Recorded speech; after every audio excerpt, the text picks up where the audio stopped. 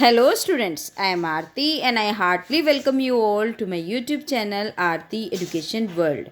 My dear students, in this video we will discuss your 10th class English worksheet number 74 dated 19th of January 2021. Dear students, जो आज की आपकी worksheet आई है worksheet number 74 English की, ये आपकी जो आपका चैप्टर है फुटप्रिंट्स विदाउट फीट बुक में से चैप्टर का नाम भी यही है, chapter number 5 footprints without feet. ठीक है, तो ये हम पढ़ेंगे और इसमें कुछ क्वेश्चन आंसर्स दिए गए हैं। उसके बेसिस पे इसको पढ़ करके इसके बेसिस पे हमें इन क्वेश्चंस के आंसर करने हैं जो पूरे 10 हैं। कुछ क्वेश्चन हैं जो 20-30 वर्ड्स में आपको आंसर करना है, कुछ क्वेश्चन है जो 40 से 50 वर्ड्स में करेंगे और कुछ क्वेश्चन ऐसे भी हैं जो आपको 100 से 120 वर्ड्स में करने हैं, यानी कि लॉन्ग क्वेश्चन। तो चलिए पहले पढ़ लेते हैं इसका content. This is a story about a scientist named Griffin. ये कहानी है एक साइंटिस्ट यानी कि वैज्ञानिक की जिसका नाम क्या है, उसका नाम है Griffin. With help of some rare chemicals he became invisible. अब कुछ रसायनों की, केमिकल्स होते हैं रसायनों की मदद से, रेयर होता है जो बहुत ही मुश्किल से मिलते हैं, है ना। तो with the help of some rare chemicals, कुछ बहुत मुश्किल से मिलने वाले रसायनों की मदद से, केमिकल्स की मदद से ही बिकेम इनविजिबल। वो कैसा हो गया? इनविजिबल का मतलब समझते हो? अदृश्य, जो दिखाई न दे, है ना। जैसे मिस्टर इंडिया हो जाते थे। अगर आपने मिस्टर इंडिया पिक्चर देखी है, उसमें अनिल कपूर घड़ी बांधता था तो वो इनविजिबल हो जाता था, वो दिखाई नहीं देता था। तो इसी तरीके से अब उसमें क्या है, जो ग्रिफिन साइंटिस्ट हैं वो इनविजिबल होने की वो एक डिस्कवरी करते हैं कुछ केमिकल की मदद से। बस जो अगर आपने किसी ने ये पिक्चर देखी है मिस्टर इंडिया, तो आप उसको रिलेट कर सकते हैं। बस फर्क इतना था, इसमें उसको जो ग्रिफिन है वो कपड़े उतार कर होता था, उसमें ऐसा नहीं था। दो he could not be seen, जबकि वो दिखाई नहीं देता था। ही कुड बी टच, लेकिन उसको टच कर सकते थे। एंड फेल्ट फिजिकली, और शारीरिक रूप से उसको फील भी कर सकते थे, अनुभव भी कर सकते, महसूस कर सकते थे, स्पर्श कर सकते थे, लेकिन उसको बस देखा नहीं जा सकता था। ही एक्सीडेंटली स्टैब्ड इन मड, और वो एक्सीडेंटली होता है अचानक से, मतलब एकदम से। तो वो क्या कर रहा था, वो घूम रहा था कीचड़ में। And was first seen by 2 young man who followed his footprints till it became faint. वो सबसे पहले किसने नोटिस किया? फर्स्ट सीन, सबसे पहले देखा गया 2 यंग मैन थे, 2 नवयुवक थे जिन्होंने फॉलो किए उसके फुटप्रिंट्स जानते हो क्या होते हैं? फुट यानी कि पैर, प्रिंट्स होते हैं चिन्ह, पदों के चिन्ह यानी कि पैरों के निशान, जो जब तक वो कैसे नहीं होंगे, फेंट होते हैं, जो मतलब बिल्कुल हल्के नहीं होंगे, फेड की तरह समझिए, हल्के हल्के हल्के और फिर गायब, है ना। तो उन्होंने जब तक उसको फॉलो किया, भाई पैरों के निशान बनते जा रहे थे, क्योंकि वो साइंटिस्ट वहाँ से जा रहा था, लेकिन वो दिखाई नहीं दे रहा था। तो इस वजह से वो उसको फॉलो कर रहे थे कि ये कहाँ से बन रहे हैं ताजे ताजे कीचड़ के निशान। Griffin was a brilliant scientist. वो बहुत ही बुद्धिमान, बहुत ही नॉलेजेबल साइंटिस्ट था, वैज्ञानिक था। But he was a lawless person. लेकिन वो कैसा था? लोलेस यानी कि लो होता है नियम, लेस मतलब उससे के बिना, वो बिना नियम, उसके कोई कायदे कानून नहीं थे, वो नियम को मानने वाला नहीं था, वो ऐसा इंसान था। He set fire to the house of his landlord. उसने क्या करा? उसने आग लगा दी। सेट फायर आग लगाना, और अपने जो लैंडलॉर्ड यानी कि जहाँ पे वो रहता था, जो मकान मालिक थे, उनके घर में आग लगा दी। And ran away after becoming invisible, और भाग गया, जब वो इनविजिबल हो गया वो भाग गया। To protect himself from cold of London, और अपने आप को लंदन की ठंड से बचाने के लिए he entered a store of London. वो प्रवेश कर गया एक लंदन में एक स्टोर था, स्टोर रूम, वो वहाँ पे चला गया। वेयर ही फाउंड फूड, जहाँ पे उसको खाना मिला, एंड क्लोथिंग, और उसको कपड़े भी मिले। Next morning the store assistant saw him. अगली सुबह जो स्टोर का असिस्टेंट था उसने उसको देखा। एंड स्टार्टेड चेजिंग हिम, और उसने उसको, चेज होता है उसका पीछा करना, और उसको चेज करना शुरू कर दिया, उसका पीछा करना शुरू कर दिया। He quickly threw away all the clothes that he was wearing. और उसने क्विकली होता है एकदम से, जल्दी से, क्विकली होता है जल्दी जल्दी, उसने सारे थ्रू मतलब थ्रो की सेकेंड फॉर्म, फेंक दिए, अवे दूर फेंक दिए, ऑल द क्लोथ सारे के सारे कपड़े, दैट ही वॉज वियरिंग जो वो पहन रहा था, एंड बिकेम इनविजिबल क्योंकि कपड़ों में तो वह दिखाई देता था, कपड़े उसके दिखाई देते थे, लेकिन अगर वो कपड़े निकाल दे तो वो इनविजिबल हो जाता था, फिर दिखाई नहीं देता था, फिर उसकी विजिबिलिटी नहीं रहती थी, तो अदृश्य हो गया। Again he became without any clothes and in the cold winter roamed around the street of London. अब देखो सर्दी का मौसम है और सर्दी के मौसम में अगर हम बिना कपड़ों के घूमेंगे तो बताइए क्या होगा। जैसे अब सर्दी का मौसम है तो अब उसको ठंड में जूझना पड़ रहा है, तो वो कोल्ड विंटर में रूम्ड अराउंड ऐसे ही बिना किसी उद्देश्य के घूम रहा था। कहाँ पे? लंदन की स्ट्रीट्स यानी कि सड़कों पर। ठीक है। Next he entered a shop. उसके बाद अगला वो कहाँ पे एंटर करा, कहाँ पर प्रवेश किया? एक दुकान में। एंड स्टोल बैंडेजेस, और वहाँ से उसने पट्टियाँ, जो बैंडेज होती है जो बांधने की, वो पट्टियाँ चुरा ली। फॉर हिज फेस, अपने किसके लिए? अपने चेहरे के लिए उसने पट्टियाँ ले ली। डार्क ग्लासेस, गहरे रंग के क्या ले लिए? चश्मे ले लिए। फॉल्स नोज, एक झूठी नाक उठा ली, नकली नाक। And a hat for covering himself, और एक हैट ले लिया अपने आप को कवर करने के लिए, अपने आप को ढकने के लिए। Eager to get away from crowded London, he took a train to the village of Iping.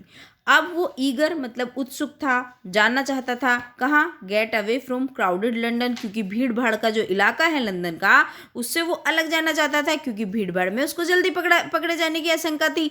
तो उसने क्या किया? ही टूक अ ट्रेन, उसने एक ट्रेन ली। कहाँ की? विलेज ऑफ आइपिंग, एक आइपिंग गाँव की उसने क्या ले ली? ट्रेन ले ली। And rented a room in an inn, और एक इन होती है सराय। आप इसको इस तरीके से समझिए, जो आश्रय स्थल होते हैं ना जहाँ पे लोग रहते हैं, है ना, जो क्या बोलते हैं उनको, जो शाला करके होती है, जो गृहशाला, वहाँ पे जो लोग रहते हैं बहुत सारे इकट्ठे होके, वहाँ पे वो क्या था? वो वहाँ पे था, उसने वहाँ पे रूम ले लिया, रेंट यानी कि किराए पे। The village people found his weird appearance quite suspicious. अब weird appearance, जो विलेज के गांव थे, जो गांव के लोग थे, विलेज पीपल यानी कि जो गांव के लोग थे, उन्हें उसकी जो वियर्ड मतलब बिल्कुल अजीब जो अपीयरेंस, उसका जो दिखावा था, जो दिखता था जैसा, है ना, जो उसके बाहर की जो दिखावट थी उसकी, तो उसको क्वाइट सस्पिशियस, बहुत शक होता था, है ना, सस्पिशियस। वही सबको जो क्या कहते हैं, डाउट होता था उसके उसके उसके ऊपर। Once his money was over, एक बार जब उसका पैसा ख़त्म हो गया, भाई शुरू में तो वो चोरी वोरी करके लाया था, है ना, लेकिन अब कभी ना कभी तो चोरी का माल ख़त्म होगा, क्योंकि उसकी कमाई तो कहीं से हो नहीं रही थी। जब उसका पैसा ख़त्म हो गया, he stole money from a clergyman's house. अब उसने क्या करा? एक क्लर्जी मैन के घर से, है ना, जो पादरी होते हैं, उसके घर से क्या करा? स्टोल बन के पैसे को चुरा लिया। In the absence the landlord and the landlady checked his room. अब जब वो नहीं था, उसकी एब्सेंस में, उसकी अनुपस्थिति में, जो उसका लैंडलॉर्ड था और उसकी लैंडलेडी थी, मतलब जो उसका मकान मालिक और मकान मालकिन, उन्होंने उसका रूम चेक करा। ठीक है। But were hit and chased by a chair. उन्होंने उसको जब चेक करा तो उनको मारा गया, और एक जो चेयर है ना, वो उसका पीछा करने लगी, जैसे भूतों की कहानी होती है इस तरीके से। अब वो भूतिया क्यों लग रहे थे उनको वो चेयर, और वो क्यों मार रही थी उसको? क्योंकि वो आ गया था, क्योंकि वो तो दिख नहीं रहा था, चोरी करके आया था, वो आके बैठ गया उस पर और उनको मारने लगा। द स्ट्रेंज, लेकिन उन्हें तो बड़ा अजीब लग रहा था, ये कैसे चेयर खुद से मार रही है, कैसे उनको मारा जा रहा है। The strange happening in the village led people to the suspect Griffin. अब ये स्ट्रेंज मतलब बड़ी ही अजीब जो हैपनिंग, घटनाएं हो रही थी, तो जो सारे गांव के लोग थे उनको ग्रिफिन पे शक होने लगा, उस साइंटिस्ट पे क्या होने लगा? सस्पेक्ट यानी कि शक। क्योंकि जो पता है बच्चों, जब भी उसने चोरी करी थी तो उनको आवाज़ तो आ रही थी ड्रॉयर में से, जब क्लर्जी मैन के घर में चोरी करी ग्रिफिन ने, इस साइंटिस्ट ने, तो उन्हें आवाज़ आ रही थी कि बहुत सारे कॉइन बज रहे हैं। उन्होंने गेट भी खोला, ड्रायर उनकी खुली भी थी, उससे कॉइन भी निकल रहे थे, लेकिन वो तो दिख नहीं रहा था। तो उन्हें बड़ा अजीब लग रहा था, भाई पैसे कौन चुरा रहा है, यहीं से आवाज़ आ रही है, हम अंदर आए हैं, कोई इंसान भी नहीं दिख रहा। एक तो ये अजीब घटना हुई, और फिर उसके साथ ही उसके वहाँ पे ये अजीब घटना हो रही थी कि वो गई रूम में, रूम खाली पड़ा है, वहाँ पे ग्रिफिन नहीं है, और वो चेयर उसको मार रही है, उनको पीटा जा रहा है। तो उनको सबको ग्रिफिन, क्योंकि वहाँ अजनबी था और अलग तरीके की उसकी अपीयरेंस थी, इसलिए उनको उस पर शक हो रहा था। मिस्टर जेफर द विलेज कांस्टेबल, एक कांस्टेबल थे वहाँ पे, एक सिपाही थे गांव के, और उनका नाम क्या था, उनका नाम था Mister Jeffers. Was called to arrest Griffin, उनको बुलाया गया कि भाई ग्रिफिन को आके अरेस्ट कर लो। Griffin removed all his cloth, Griffin ने अपने सारे कपड़े उतार दिए, क्योंकि कपड़े पहनेगा तो भाई पकड़ा जाएगा। उसने अपनी बैंडेजेस खोली, अपना हैट निकाला, अपनी झूठी नाक निकाली, और फिर कैसे हो गया, one by one became invisible, और सबको एक के बाद एक निकाल के क्या बन गया, अदृश्य बन गया, बिल्कुल भी नहीं दिखाई दिया। इन द एंड, लास्ट में Jaffer was knocked unconscious by the scientist. अब जेफर ने मतलब अनकॉन्शियस, मतलब उसे पता नहीं है कहाँ पे है साइंटिस्ट, उसको पकड़ने की लिए कोशिश करी। Finally Griffin ran away invisible, और अंत में भी क्या हुआ, जो ग्रिफिन था नहीं पकड़ा गया। वहाँ पे कई लोग थे, जेफर थे जो कांस्टेबल थे, जो सिपाही थे कांस्टेबल, लेकिन जो ग्रिफिन है उनके किसी के भी हाथ नहीं आया। ये है स्टोरी जो आपका चैप्टर है उसकी। चलिए अब कर लेते हैं इसके क्वेश्चन आंसर्स। चलिए अब इसमें लिखा हुआ है, on the basis of reading of the lesson answer the following questions. हमने जो पढ़ा उसके आधार पर, जो लेसन हमने पढ़ा अपनी बुक में, उसके आधार पर हमें क्वेश्चंस के आंसर करने हैं। How did Griffin try to become invisible, कैसे ग्रिफिन ने अपने आप को visible, how did Griffin try to become visible, कैसे हुआ। He discovered a drug due to which his body become transparent. ये इनविजिबल है बच्चों, यहाँ पे है ना, इसको इनविजिबल कर लीजिए। इनविजिबल क्योंकि उसने डिस्कवर करी एक ड्रग, जिसके वजह से एक दवाई बनाई जिससे उसकी बॉडी कैसी होगी, ट्रांसपेरेंट, पारदर्शी होगी, उसमें आर पार देख सकते थे। As a sheet of glass, जैसे कि एक ग्लास की सीट होती है ना जिसमें आर पार देखा जा सकता है। आफ्टर स्लोइंग, जब उसने उस दवाओं को निगल लिया, स्लो होता है, सेलो होता है, स्वेलो होता है किसी चीज़ को निगल जाना, तो जब उसने उसको खा लिया दवाइयों को, तो वो क्या, उसकी बॉडी एकदम ट्रांसपेरेंट हो गई। दिस मेड हिम इनविजिबल, और इससे क्या बना, वो इनविजिबल बन गया। छोटा ही आंसर करना है तो आप इतना करिए, ये आपके लिए सफिशिएंट है। चलिए आते हैं, let's come to the next question, and the next question is, Why were the two boys in London surprised and fascinated? जो दो लड़के थे लंदन में, वो सरप्राइज क्यों हो गया है और क्यों आकर्षित हो रहे थे वो, तो इसका आंसर आप इस तरीके से लिखेंगे, the two boys in London were surprise and fascinated, वो इसलिए सरप्राइज और फैसिनेटेड हो गए because they have noticed fresh muddy बेयरफुटेड imprint on steps of the house, क्योंकि वो देख रहे थे ताजे ताजे निशान बनते जा रहे हैं नंगे पैरों के, और उनके इम्प्रिंट्स, उसके पद चिन्ह बनते जा रहे हैं घर पे, तो वो इसलिए सरप्राइज हो गए थे, भाई कोई है तो है नहीं, कैसे निशान बनते जा रहे हैं। ठीक है, तो चलिए ये हो गया हमारा question number 2। Next question is, the landlord's wife was convinced that Griffin was an eccentric scientist, जो लैंडलॉर्ड की वाइफ थी वो कन्विंस थी कि जो ग्रिफिन क्या है, एक एक्सेंट्रिक साइंटिस्ट है। What makes her think of green these terms, क्यों लगा उसको कि जो ग्रिफिन है वो एक्सेंट्रिक साइंटिस्ट है। एक्सेंट्रिक का मीनिंग होता है कि थोड़ा, मतलब जो कोई साइको सा टाइप होता है ना, जो थोड़ा क्रेजी होता है किसी चीज़ के लिए, तो उसको ऐसा लगता था। तो क्यों उसने ये टर्म दिए उसको किसको, जो ग्रिफिन था। तो इसका आंसर आप इस तरीके से लिखें, the landlord's wife Mrs Hall, जो लैंडलॉर्ड की वाइफ थी ना मिसेस होल, इनका करेक्टर भी आता था जब एक नोवेल लगा हुआ था तो तब आता था, लेकिन अब तो ये आपके चैप्टर के पॉइंट ऑफ व्यू से इतना इंपॉर्टेंट नहीं है, लेकिन आपको नाम याद रखना है। मिसेस होल जो थी, उसकी मकान मालकिन थी, वो सोचती थी ग्रिफिन वॉज एन एक्सेंट्रिक, वो एक्सेंट्रिक है क्योंकि ऑफ हिज अनयूजुअल अपीयरेंस, क्योंकि एक तो वो उसकी जैसे दूसरों की अपीयरेंस है ऐसे, एक तो वो दिखता नहीं है, अनयूजुअल। एक सेकेंड, मैं इसको आपको ठीक करके देती हूँ। इसकी जो स्पेलिंग है आप इसको लिखोगे अनयूजुअल, UNUSAL, ठीक है। अनयूजुअल अपीयरेंस थी उसकी, और उसका बिहेवियर, उसका व्यवहार भी अलग था, क्योंकि वो किसी से ज़्यादा बातें नहीं किया करता था। He had been wrapped up in clothes from head to foot, और उसने अपने आप को सिर से लेके पैरों तक क्या कर रखा था, किससे, कपड़ों से ढक रखा था। और वो ढक क्यों रखा था? अगर वो नहीं ढकेगा, अगर वो कुछ दिखा देगा तो वो तो दिखेगा ही नहीं, है ना। इसलिए उसने नाक भी नकली लगा रखी थी, क्योंकि उसका फेस तो दिखता नहीं था, है ना। तो इस तरीके से how did Griffin finally escape. अब ये जो क्वेश्चन हमें करना है, ये करना है 40 से 50 वर्ड में। तो इसको कैसे करेंगे? ही ड्रेस्ड अप इन शू, उसने शू पहने, एक ओवरकोट पहना, an overcoat and wide brimmed hat, और एक चौड़ा सा ब्रीम्ड हैट पहना, टोपी पहनी। He decided to spend the night at the store, उसने डिसाइड करा कि वो पूरी रात स्टोर में रुकेगा, but overslept in the morning, लेकिन सुबह में सो गया।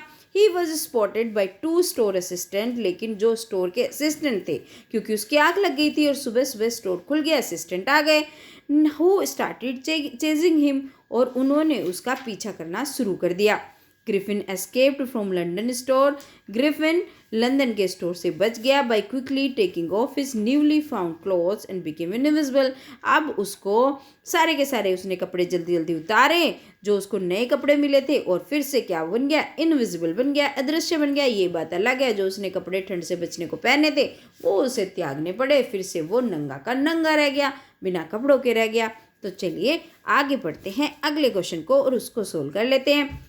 How would you assess Griffin as a scientist. आप कैसे मानते हैं कि ग्रिफिन कैसा साइंटिस्ट था?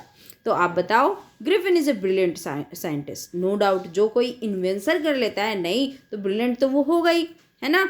As he discovered how to make himself invisible, क्योंकि उसने ये खोज करी थी कि कैसे अपने आप को बिना देखा हुआ, इनविजिबल, अदृश्य बनाया जाए। But he seems to enjoy the feeling of power which he gets out of his invisibility, लेकिन वो एंजॉय करने लगा, इस शक्ति को महसूस करने लगा, और अपनी जो इनविजिबिलिटी है उसका फ़ायदा उठाने लगा। The power to hurt anybody, वो किसी को भी हर्ट कर देता था, किसी को भी नुकसान पहुंचाता था, विदाउट गेटिंग नोटिस, ना तो उसे ये ध्यान रहता था। Can give sadistic pleasure to some people, कि बहुत सारे लोगों को वो परेशान कर रहा है, ठीक है। तो ये इसका आंसर आप इस तरीके से लिख देंगे। ओके, चलिए let's move to the next question, and the next question is brilliant scientist do he was, क्या वो brilliant scientist था?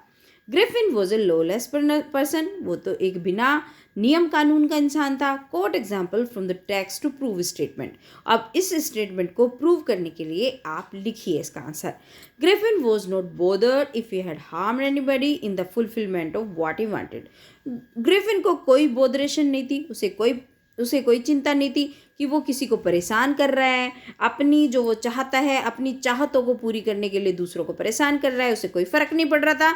He set his land set fire his landlord's house on fire, he set his landlord's house on fire, उसने अपने जो मकान मालिक के घर पे आग लगा दी। because the landlord tried to make him leave, क्योंकि लैंडलॉर्ड कोशिश कर रहा था कि वो उसको उसका घर छोड़ दे, तो उसने आग लगा दी। देखो ये कोई बात होती है, क्योंकि अपना जो उसने वो खोज करी थी उसका दुरुपयोग कर रहा था। देन ही रोबर्स एट, सो फिर उसने क्या करा, लूट ली दुकान को।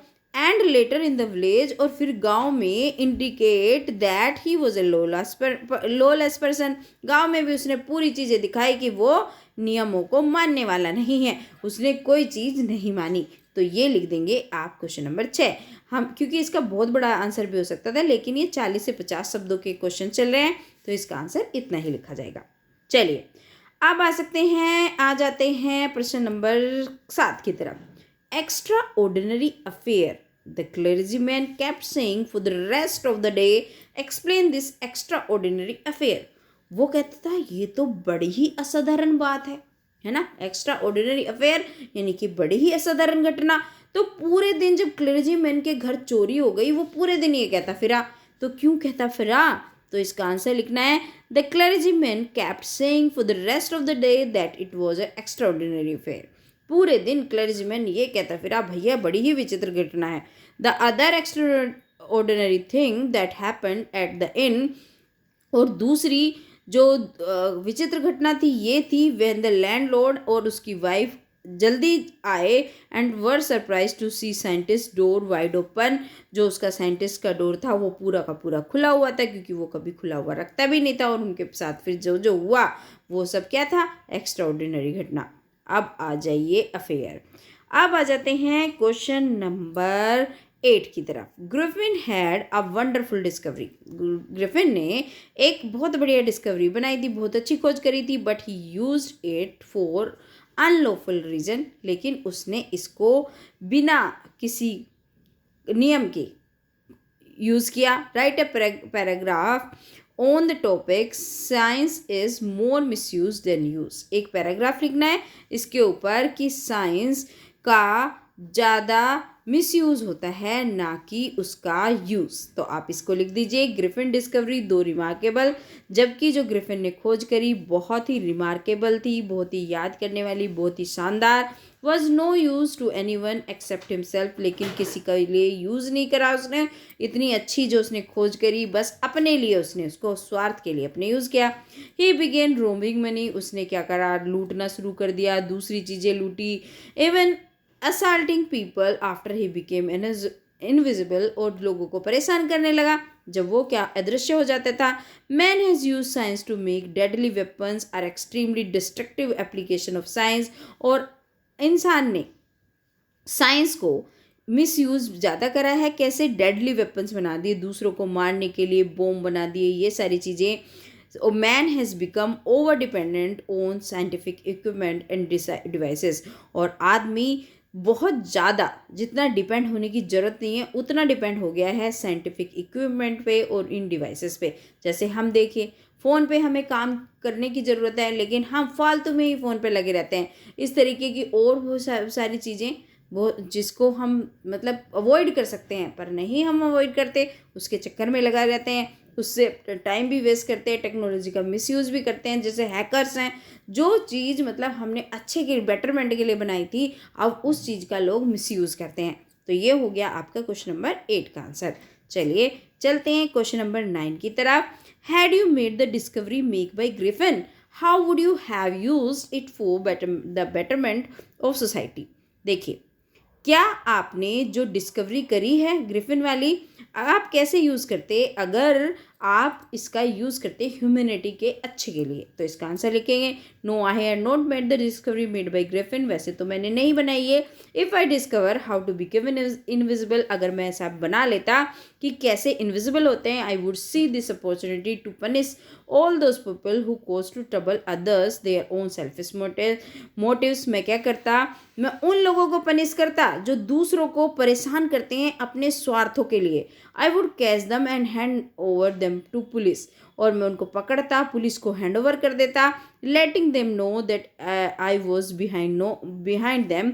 और ये बता भी देता भाई मैं था इसके पीछे। I will also help the law enforcing agency. मैं उनको भी हेल्प करता जो लॉ एनफोर्सिंग एजेंसी होती है व्हेन दे कंडक्ट रेड्स उन क्रिमिनल हाइडआउट्स। जब वो रेड डालती जो क्रिमिनल होते हैं उनके यहाँ पे जो एजेंसी हैं जब वो रेड डालती हैं उनको पकड़ती हैं और वो भाग जाते हैं, तो इस चीज़ में भी हेल्प करता। As I will be able to move in the open without fear of being seen. और मैं मतलब ओपन में, क्योंकि मैं तो खुला भाग सकता था बिना देखे हुए, तो उनकी हेल्प कर देता पहले से ही। This will help the people of country to become law abiding citizen. और इससे मेरे देश की हेल्प होती नियमों के प्रति।